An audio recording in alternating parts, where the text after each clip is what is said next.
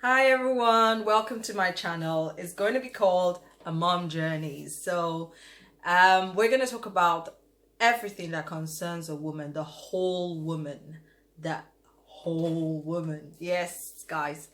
We're going to talk about styling, makeup, beauty, skincare, clothes that suit my body type, shopping hauls, hopefully within some of them, and we might do some product reviews because I like to talk about certain products, what they're doing for me, what they're not doing for me. We're going to talk about something, and hopefully we will learn things as we go. I'll learn from you guys, and you probably hopefully will learn from me. Okay. Today I'm going to give you some tips, just a few basic tips for growing your hair. This is a wig though, it's not my hair. My hair is well tucked under and receiving some rest, well needed rest. I love to put my hair in afros, and some of the videos I'll come up here, you guys will see my hair in afro. Hopefully there'll be some progression because we're talking about how to grow our hair, isn't it? Yes. So expectation is the hair will be growing. Yeah. So anyway, 5 basic tips to grow your hair. Very, very simple basic tips. It will give you that start. There are other things that we will learn along the way, and I'll probably refer you to some other YouTube videos to go watch to see what they've done, what I've done, and what they have done, to see if you can compare, because no two hair is the same. One thing we have to know is my hair on my head is my hair on my head. Now, your hair on your head is your hair on your head. There's some basic techniques to care for them that help everyone. But then when you know your own hair, then you start to see the progress. Okay? First tip I'll start with is trim your hair. Start with a trim. Healthy hair grows. Unhealthy hair just stays in one place. It might grow, but it won't look luscious and gorgeous. It will not have that look. Okay? I'm sure some of you will be like, oh, you're coming to talk to us about hair and your hair is under a wig. That is the reason why. We will get to that tip as well. Caring for your hair sometimes means hiding your hair. Okay? Yeah. So anyway, I said trim your hair. When you trim your hair, what are you doing? Because your hair grows from your scalp. Your scalp grows out. When it grows out, if it's well cared for, it will be healthy. If it's not well taken care of and you've been using bad practices for your hair, it will not be healthy, and so it will not grow as it should. So when you want to now start to grow your hair, you now want to embark on a hair journey, as they say, you will have to start with a trim. When you trim your hair, you're cutting off the dead ends, and you cut off the dead ends, and then your hair now has the opportunity to start growing. Because if you don't cut off the dead ends and there's like split ends on your hair shaft, yeah, when you have a split end, it'll split in between the hair shaft and continue to go downwards, and then your hair just looks like very sparse and doesn't look very nice. So when you want to grow your hair, the best way to do it is to start with a trim. I'm gonna attach some pictures along with the video so you can see how this can be done. How the difference between when your hair is looking healthy and when your hair needs a trim. Now, the second tip is check your hair tools. By hair tools, we mean the hair clips you use on your hair, the combs you use on your hair, the brushes you use on your hair. Also, it could also mean your towels too. You have to check all of them and see if they're good and fit for purpose. By fit for purpose, I mean if your combs have rough edges, rough ends, you've got like something that can snag on your hair, that comb is not good for your hair. Every comb you use should be smooth and no snags on whatever comb you're using. Now, there are lots of different, if people have invented things for hair, for natural hair growth. Now you've got lots of people who've come up with like wooden combs that are very smooth.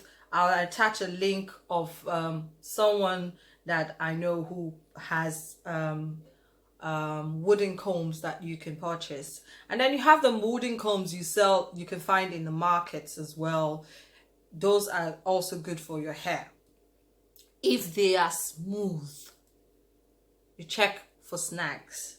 When I say snags, it's something like any chip or anything on the hair that can, when you're trying to comb your hair will get into it and hook onto it. And then when you're combing out, instead of just combing, sliding out through it, it picks up your hair, holds onto it, and then when you pull out, it's taking your hair along with it.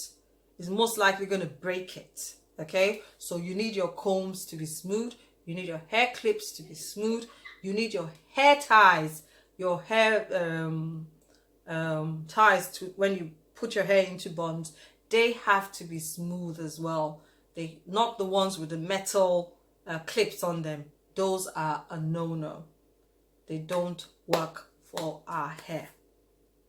Okay, then you need to also check and make sure all them tiny rat tail combs, you only use the tips at the bottom where you use to section your hair. Do not comb your hair with those tiny tooths. No, they're not good for your hair, not in any way. So abandon those. Okay, then the next thing is detangle your hair only with a tool when your hair is conditioned. I'll say that again. Detangle your hair. That's comb through your hair with a comb only when it is conditioned. When you're probably washing your hair and then you put a deep conditioner or a conditioner, then, only then, you can comb through your hair from roots to tips. When you do that, then less hair will be taken off your scalp in that process. So it's important for us to be careful and only comb our hair when our hair is conditioned. If you want to comb your hair or detangle your hair when it is dry without conditioner, only use your fingertips. Only use your fingertips. And it's better when your fingertips are even oiled, so your hair can slide through, your fingers can slide through as you detangle your hair and, do that with your hair. Only then that you can do it. Okay? So detangle with a tool only when your hair has conditioner in it. Okay, that is tip number 3. We are just finished. The next tip is do regular conditioning treatments. Do regular conditioning treatments. By doing regular conditioning treatments, we mean you put a conditioning mask on your hair. Deep conditioning means to put a conditioning mask on your hair, a product that is called a conditioning mask.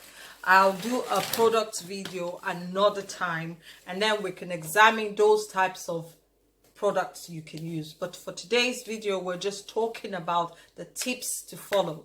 You can actually just write down those tips as the 5 basic tips after we've finished the video, and then you know that when you're practicing, when you're trying to care for your hair, those are the tips to follow. 5 of them, okay? So deep condition your hair regularly. I wash my hair twice a month. So every 2 weeks I wash my hair, and in those 2 weeks I make sure I deep condition my hair. Now, in your deep conditioning, there are 2 types you will take note of, and take note of when your hair needs those 2 types. Sometimes you just want to moisturize your hair with the deep conditioning mask, and other times you want to put some protein treatment into your hair.